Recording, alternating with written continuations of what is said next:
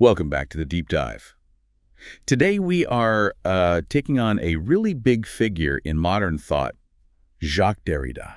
Yeah, definitely a name that gets thrown around a lot. Right, and when most people hear his name, they often think immediately of, super complex texts, maybe focusing just on language, deconstruction. Very jargon heavy, sometimes feels quite obscure. Exactly. Yeah. But what we found, really diving into the sources, is that beneath all that linguistic stuff, there's actually a profound, very structured philosophy. Mm-hmm.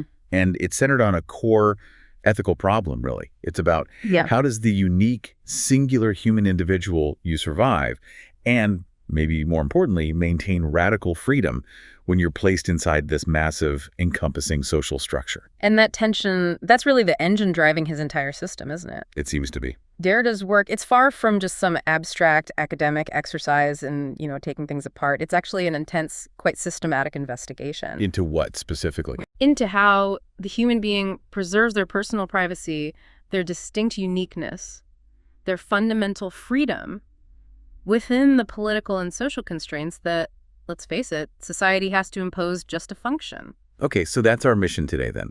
We want to unpack the core assumptions, really get underneath Derrida's social ethics. Right, and try to move past the usual level of abstraction people get stuck on. Yeah, we want to connect these, deep philosophical ideas directly to the concrete realities of social and political life. The stuff that you, the individual learner, actually experience day to day, how does this framework practically impact you? So the driving question, the one that seems to sort of trouble Derrida from the very beginning is, how does society even get created from a collection of these fiercely unique, concrete individuals? And once it does exist, how do those individuals keep their uniqueness inside that necessary structure? It's a paradox. So to figure that out, we can't start with the big structure, like language or law. No, you have to start smaller. You have to start with the foundation of the self, the concrete individual. Okay, so where does Derrida begin with this individual? The sources say he makes this really radical, almost polemical claim. He does. He starts with the assumption that every single person is singular, unique, gifted with a unique, concrete individual voice. Now, voice here, we need to be really careful. This isn't just about, the sound coming out of your mouth. Not at all. That's crucial. When Derrida talks about the voice, he's using it as a technical term. He means the will itself. The will. Yeah, the pure foundational instance of action, of consciousness, of self-determination. It's where your aims come from. So this voice, this will, it sets its own goals without needing a pre-approved category or external permission. Exactly. By definition, it sets its own aims without needing prior classification or constraint. It's inherently free precisely because it determines its own ends. It's not following a script. That sounds like a very strategic opening move for him. It absolutely is. He's immediately trying to, let's say, rescue the concept of individual freedom and uniqueness. Rescue it from what? From what he sees as overly deterministic systems.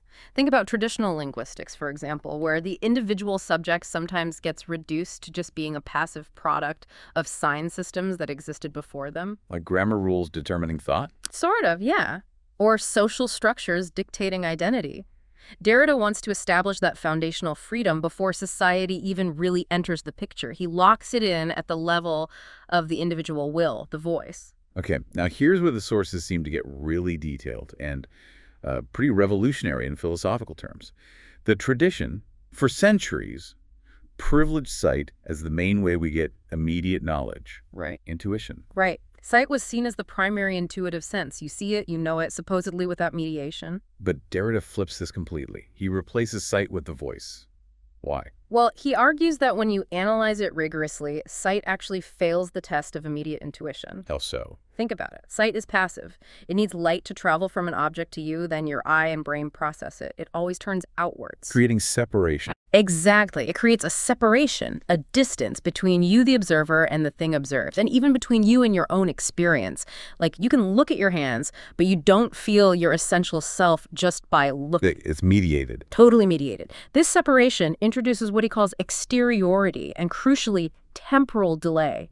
The moment you apprehend something through sight is always after the thing itself just was. There's a lag. Okay, so sight is passive, it's delayed, it involves separation. Yeah. The voice, then, must be the opposite. Precisely. The voice, for Derrida, is an act of convergence, of unity. The experience of hearing oneself speak, that's the key phrase, what he calls auto-affection, is the only phenomenal instance, the only experience capable of dispensing with that exteriority, that separation. How does hearing yourself speak do that? Well, think about it. When you speak, the sound originates from you and is received by you instantaneously. It feels simultaneous. You're the emitter and the receiver at the same time. Exactly. You are the cause and the consequence, all within the same perceived present moment. This eliminates that critical temporal delay and the spatial distance that sight always introduces. Wow. So that concept, auto-affection, hearing yourself, that's fundamental to how he defines consciousness itself. It absolutely is. The voice is identified as consciousness itself in this framework because for him, no consciousness is possible without this kind of immediate self-presence. And producing the voice is an active thing. Inherently active, yes, Yeah. and creative. You're bringing something into being. And crucially, the voice is felt by the person creating it. It's this unique instance where your essence, your inner reality, and the phenomenon, the outward expression, feel like they have no difference. The truth of the self is right there in the act. In that moment, yes. Any other sense, touch, taste, even sight needs some external thing, some mediation, or it just remains empirical, like just raw data. It lacks the kind of universal foundation Derrida needs for his ethical subject. So the voice, by unifying sound and this immediate self-presence, kind of bridges the gap between the inner world and the outer world. It transcends that traditional distinction between the worldly, the empirical, and the transcendental, the purely mental. It grounds consciousness in a concrete, felt act. Okay, let's unpack the big consequence here. If you locate the source of all action in this concrete, singular voice, this free, active, self-present will, what does that mean for the system as a whole? It means you've established an intrinsically open system right from the start. Open how? Open to genuine novelty, to uncaused beginnings. And that openness is the system's primary defense against determinism. Against the idea that everything is just cause and effect, preordained. Exactly. If we were to perceive the self only like just as a bundle of behaviors determined solely by social rules or biology or economic laws, then we'd be trapped. You'd what? In a mechanical, closed system. Well, This leads into what Derrida worries about. Automatic behavior, where real choice is just an illusion because everything is predetermined. but because he grounds everything in the voice's self-determining freedom. He ensures that the possibility of non-deterministic action always remains open. It means you, the individual, can always genuinely say, I want something fundamentally new, even if that desire seems to contradict every existing structure or rule. That radical possibility of choice. Right. That's the precondition for any kind of ethics. Absolutely. If there's no real choice, if everything's automatic, then concepts like responsibility or ethical decision-making don't really make sense. The freedom of the voice keeps ethics on the table. Okay, that idea of the voice being consciousness itself, this immediate self-presence, that's a really powerful way to ground individual freedom against determinism. But surely the real challenge comes next. What happens when that voice tries to interact with the world? Exactly. The moment that singular free will attempts to actually do something, express itself, realize its aims, it inevitably slams into the existing reality, the reality created by all the other voices and their actions. The accumulated history, the structures already in place. Yeah. How does Derrida protect that individual freedom during that collision? How does the open system stay open when it meets the seemingly closed system of society? This is where we need another crucial conceptual tool from him. To maintain that openness established by the voice, Derrida introduces a really important distinction between two types of beginnings. Okay, two ways something can start. Precisely. He differentiates between source and origin. These are fundamental to understanding his view of history and society. All right, let's spend some time really nailing these down. What's the source? The source represents the continuation of what already was. Think of it as passive, deterministic, constantly regenerative, but it just keeps repeating the same thing. Like churning out copies. Exactly. It's derived entirely from a prior structure. The classic example he uses is like a natural spring or a fountain. Okay. It constantly gives water, sure, but it's always the same kind of water, determined by the laws of physics, hydrology, gravity. It's repetition without genuine novelty. So if society were only a source, then history would just be the endless retelling of the same basic story, maybe with slightly different characters, but no fundamental change, just deterministic unfolding. okay, so that's the trap of determinism again. The origin, then, must be the way out, the philosophical escape hatch. That's exactly it. The origin is the starting point of something fundamentally new. It's an indeterministic event. It's self-caused. Not just following the previous step. Right. It initiates a series of events from its own determination, not necessarily derived from the preceding structure, the source. It provides the initial cause for freely set ends, for genuine novelty. So the source tells you what happened based on the past. And the origin tells you why something fundamentally new could happen, breaking from that past. What triggers the shift? How does something move from being just a source to being an origin? That's the critical point. The source only turns into an origin when something gets in the way, an obstacle, an interference. Something halts the automatic deterministic flow. Like a blockage in the fountain. Kind of. That interference forces a pause, a reconsideration. It turns that moment of just passively continuing what was into an active, decision-based new beginning.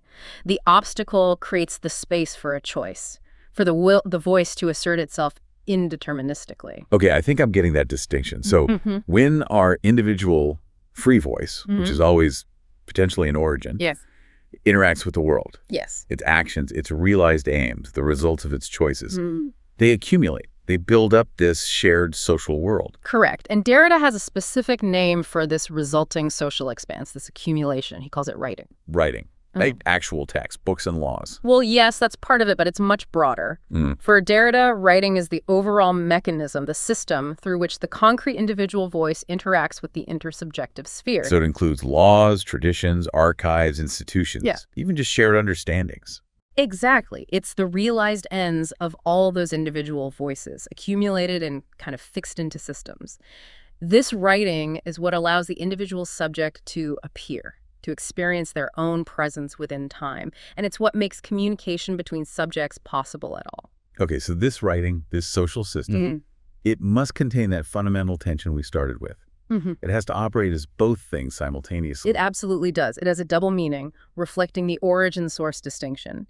As source, writing preserves fixed, conventional meaning. Like the dictionary definition of a word. Or the text of a law, yes. He calls this unificality the idea of a single, stable meaning.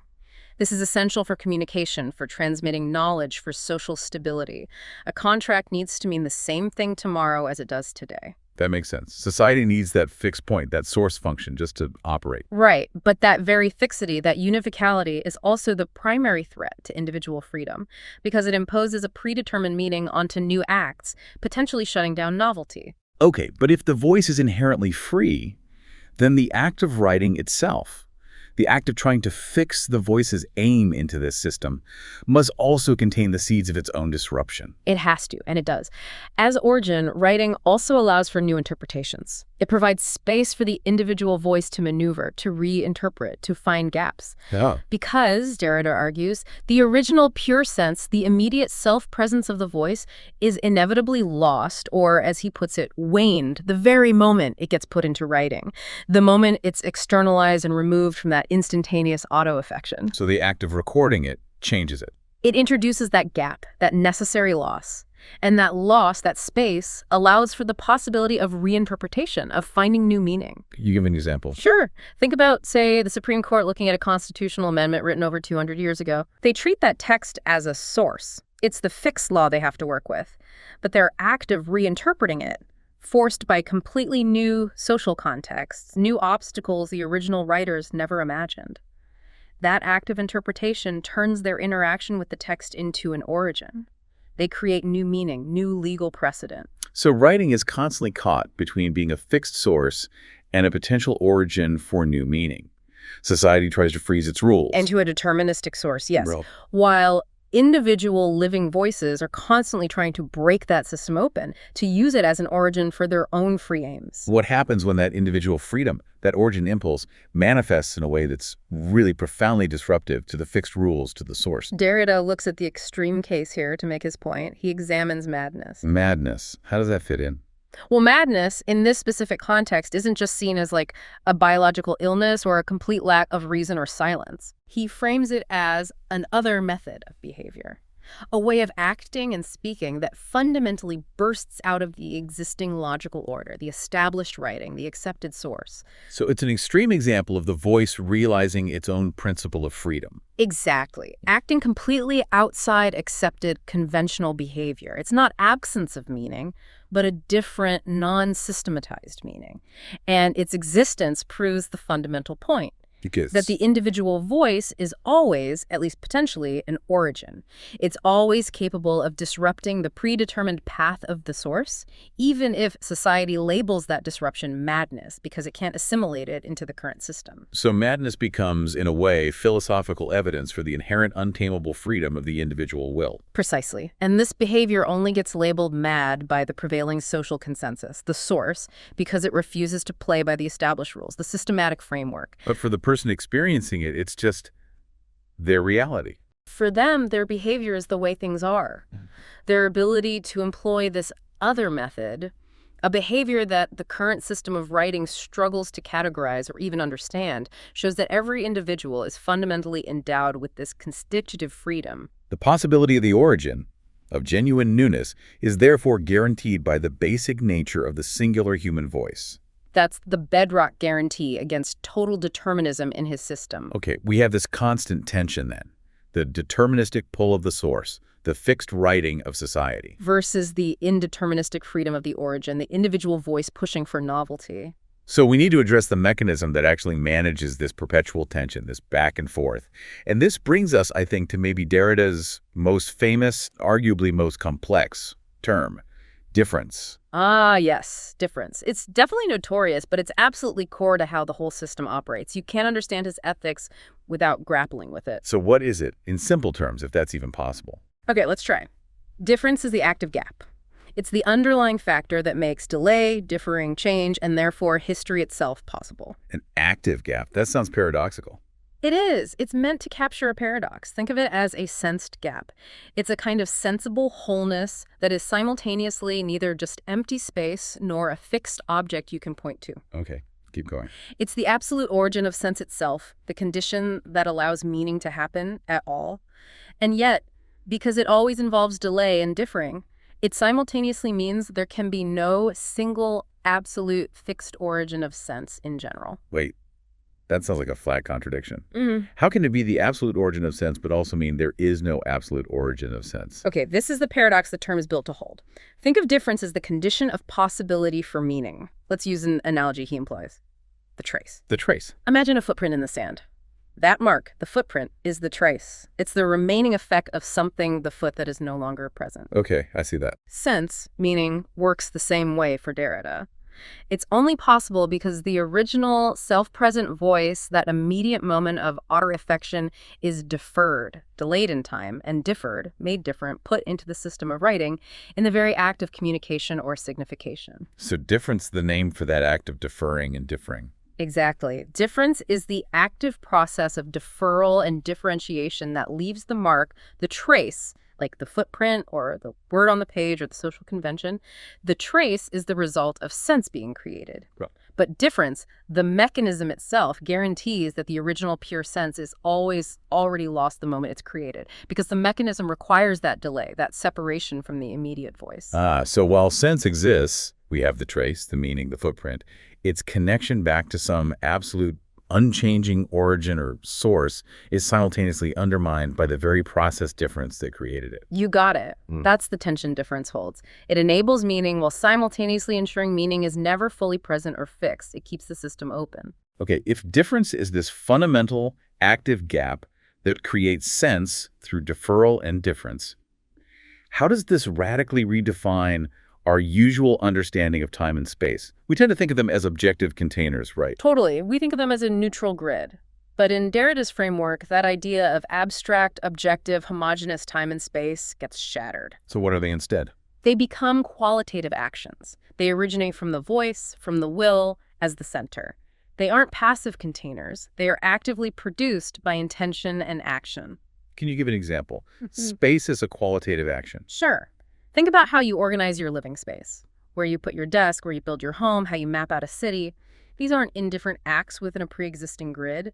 They are qualitative organizations of space tied directly to your will, your aims, your subjective sense of ability or inability to realize things. Space is structured by intention. Okay, I can see that. And time then? How is time qualitative?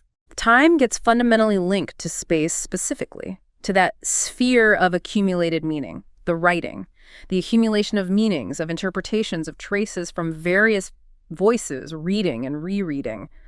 That corresponds to time. So the history of a concept or a law is its time. Precisely. If you look at the history of a law, its time isn't just dates on a calendar. It's the accumulation of all its interpretations, its applications, its challenges. It's a qualitative density of meaning. So the present moment, the here and now, is inherently space-time. It's the point where the accumulated spatial writing meets the potential for a new temporal event, a new interpretation, a new action. It's the potential origin point for indeterministic changes.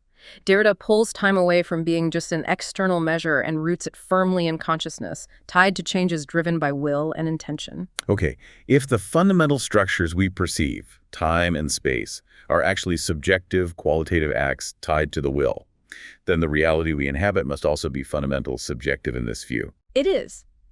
Derrida's reality isn't the objective external world of physics, it's emotional reality, and it's inherently teleological. Teleological meaning, defined by its ends, its purposes. Exactly. It's fundamentally the product of desire and imagination. Subjective feelings aren't just like a fuzzy add-on to reality, they are foundational to it. How does this reality develop then? It develops, he argues, from an initial deficiency. Because difference is always operating, the individual constantly senses a gap in their experience of wholeness. There's always something missing, something deferred. This creates desire, the feeling that things should be different from how they currently are. So desire isn't just wanting stuff. It's the fundamental engine of reality creation because it highlights a perceived lack. Yes. That felt deficiency, that desire born from the gap of difference, is what drives us to act, to create, to try and make reality conform to our will. This is a really challenging point. If reality is fundamentally emotional, based on subjective desire and perceived deficiency, doesn't that just lead straight to moral relativism? How can you possibly build a shared ethics out of that? That is the absolute core tension Derrida has to manage. He doesn't deny the challenge. He accounts for it through another key concept, the supplement. The supplement. What? Okay, so you have the desire, the felt deficiency. The movement to fill that deficiency, to satisfy the desire, creates the supplement. It's the addition, the thing you create or seek out that aims to restore the feeling of wholeness. Give me an example. If I feel a deficiency called injustice, I might desire justice. The legal system I help create, the laws, the courts, that's the supplement. It's added to reality to address the perceived lack. Okay, seems straightforward enough, but you said it manages the tension. Because the supplement, philosophically, is deeply paradoxical. It's both good and bad simultaneously. It's good because it aims to restore wholeness. It fulfills the immediate desire, like the legal system aims to provide justice. But it's also inherently bad, or at least problematic, because its very existence proves that there was an original deficiency, a lack, that required the solution in the first place. The supplement always carries the trace of the lack it tries to cover. So the solution points back to the problem. Always. Reality, then, is this continuous, inherently flawed process of supplementation. We're always adding things to fill gaps, but the additions themselves remind us of the gaps and often create new ones. It's not relativist in the simple sense because the underlying deficiency, the structure of desire born from difference, is universal. But the specific solutions, the supplements we create, are always flawed, incomplete. And that inherent flaw keeps the system open. It guarantees the continuing need for individual agency, for more desire, more choices. Precisely. It prevents the system from ever reaching a final, closed state of perfection or objective truth. The ongoing need for supplementation keeps the voice active. Okay, so within this emotional, desire-driven, constantly supplemented reality, how do we get to shared economic considerations for ethics? You mentioned that earlier. Right.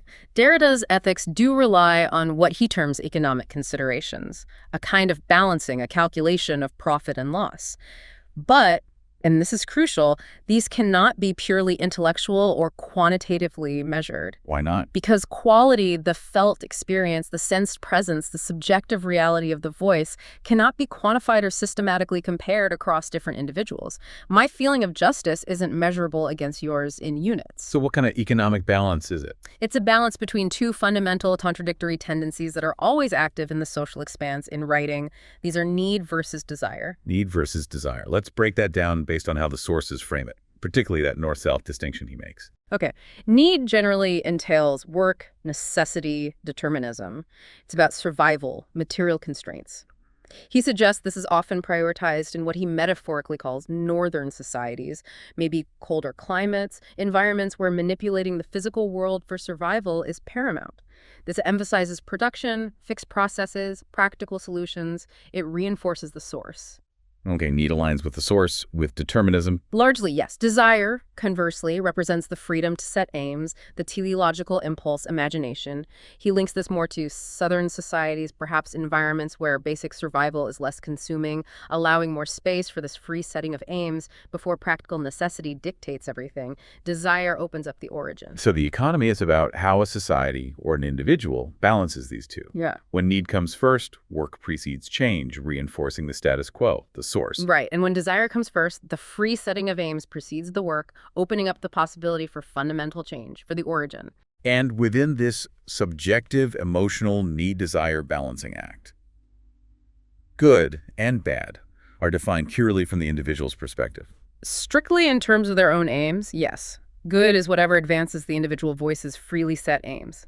Bad is whatever hinders them. That sounds potentially dangerous if good is just what I want. Exactly. And that's the entire ethical challenge, the core political test Derrida sets up. How do you ensure that while exercising your radical individual desire, your ambition to supplement your reality, you do not impose coercion on others? How do you maintain a system, the writing, that maximizes the possibility for everyone to set and pursue their aims, even when those aims conflict? That's where responsibility comes in. Okay, we've built up this picture. We have the free individual voice as the potential origin. We have writing as the social expanse, caught between source and origin. We have difference driving it all, creating an emotional reality based on desire and supplementation. Balance between need and desire. And the whole system, this social expanse, this political reality, is constantly being propelled and shaped by the force of all these individual voices trying to fulfill their desires and address those perceived deficiencies. So how do we get from that description of how things are to an explicit ethical demand? Where does the ought come from? Ethics, for Derrida, arises precisely when individuals achieve conscious awareness of this whole dynamic. When they gain freedom of decision regarding the character of the social expanse they inhabit and co-create. So it's about becoming aware of your role in shaping reality. Exactly. But crucially, he's not offering prescriptive ethics. There are no simple lists of positive or negative rules, do this, don't do that. That would just be another form of fixed writing, another source. So what is his ethics about then? It's about exposing the free dimension of the voice within the political area. It's about showing that you are, in fact, inherently free, even when constrained by writing. And because you are free, you are therefore fundamentally responsible for the character of the systems you participate in building. Ethics is the recognition of that inherent freedom and the responsibility it entails. Okay, if the political system, the writing, is built on all these layers of conventional meaning, fixed assumptions, maybe even automatic behaviors passed down through the source, what's the active ethical practice needed to break that open and maintain that freedom? That practice, the ethical act par excellence in Derrida, is deconstruction. Ah, the big D word. But what does it mean in this ethical context, not just taking texts apart? No, it's much more active and engaged than just literary criticism. Deconstruction is the active realization of responsibility. It's the concrete act of examining the base assumptions. The hidden foundations. Yes, the trace, the conventional meaning, the political decisions solidified into facts. Examining what underlies the system you're in. And by doing that examination, you halt the automatic behavior. How does examining assumptions stop automatic behavior? Because when you deconstruct something presented as a simple given fact or an objective truth, you recognize that it's actually the result of prior decisiveness. Someone, somewhere, had to decide what information to keep, what to discard, how to frame it, what power relations it served. So deconstruction unearths the political activity, the human choices, hidden underneath the seemingly neutral surface of the source, of established knowledge or systems. Precisely. It reveals the origin hidden within the source, and by revealing that original decision, that past political act, deconstruction opens up a space. A space for what? A space where the individual voice, your voice, can now posit a new end, make a new decision. It ensures the system remains open. It prevents you from falling into that closed, deterministic trap of just viewing history or society as inevitable forces you can't influence. So deconstruction isn't destructive. It's actually creative. It's fundamentally creative. Because it's a concrete subjective act of the voice, it's the means by which the individual actively creates a new possibility, even while critically examining the constraints of the old system. It's how you actively shift the system back from just being a passive source towards being an active origin again. This constant need for examination, for choice, for actively creating possibilities. This brings us squarely to the concept that seems to bind the whole ethical system together: responsibility.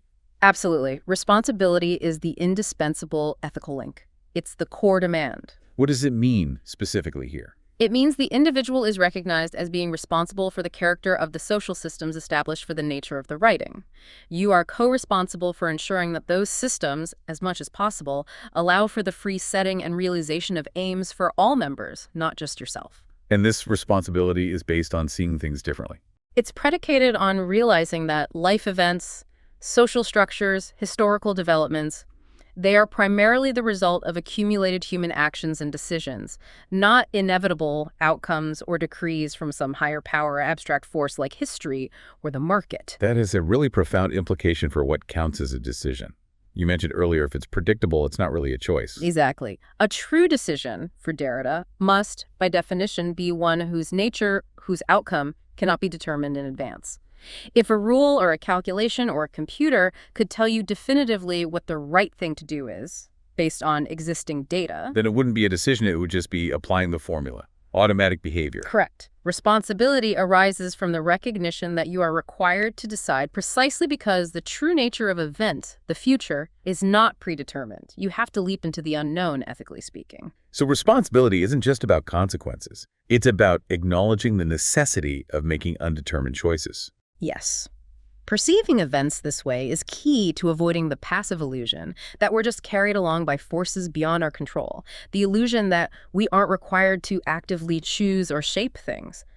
This responsibility links your individual liberty directly to the maintenance of the collective structure. It creates co-responsibility. That sounds like an absolutely extraordinary, maybe even overwhelming demand. To be held co-responsible for the entire social structure, just by virtue of being a free voice within it. It is profound, no doubt, but Derrida would argue it's the necessary ethical cost, or perhaps the counterpart, of radical freedom. Remember, the individual voice is radically free to set aims. That's the freedom of desire. Yeah. But the ultimate ethical movement, the hinge upon which the whole possibility of a shared world turns, is the free decision to take responsibility, to choose to be accountable for the system. So freedom isn't just doing whatever you want. Not ethically, no. Only after the individual consciously accepts this demand for responsibility does the question of the other, the impact on other free voices, truly arise in an ethical framework. And at that point, your freedom becomes responsibly limited. Limited by what? Limited by the necessity of balancing your own aims against the constraints required to allow others the same possibility of setting and pursuing their aims. This isn't a limit imposed from outside by force. It's a self-limitation chosen freely out of responsibility. And this chosen self-limitation is what actually preserves the system. It's the only way to escape total determinism on one side and the chaos of purely competing, unconstrained desires on the other. By choosing responsible self-limitation, you are actively preserving the very social network, the writing. Which, paradoxically, is the only thing that preserves the possibility of freedom and desire for everyone else within it. That is the absolute crux of Derrida's ethical standpoint, as presented in these sources. The necessity to realize your desire, on one hand, and the simultaneous necessity to freely limit that desire out of responsibility for the shared system, on the other. This tension is the ethical condition. So ethics isn't a set of external moral laws found somewhere. No, it's a conscious, continuous political activity. It's about constantly working to maintain this open field of relationships, this possibility of origin, sustained only by constant, non-automatic choice and the acceptance of co-responsibility. Hashtag tag outro. Wow. Okay, this deep dive into Derrida, thinking about him through this ethical lens, it really has been far more systematic, and I'd say even more practical than the usual reputation of his work might suggest. It often gets overshadowed by the focus on language games, but there's a real architecture there concerning the individual and society. Yeah, we've unpacked his vision of you, the listener, the individual, as this unique, self-creating voice, the source of pure will, consciousness itself, capable of setting radically new aims, of being in origin. Mm-hmm. And we charted how this voice inevitably interacts with writing the social expanse, the system of accumulated meanings and structures. A system that's constantly caught in that tension between fixity, being a repetitive source, and flexibility, being a potential origin for newness. All sustained by that active, necessary, productive gap of difference. We saw how that makes reality itself fundamentally teleological, an emotional expanse driven by desire, trying to fill the inherent deficiency, leading to this constant, flawed process of supplementation. And balanced by those competing poles of need and desire. And then, most critically, we landed on the ethical core, that true ethical existence isn't about following prescribed rules. No, it lies in those constant subjective acts of deconstruction, actively examining the hidden assumptions and political decisions embedded in our reality. And crucially, the conscious acceptance of responsibility. Co-responsibility for the social reality that our free choices are constantly creating and recreating.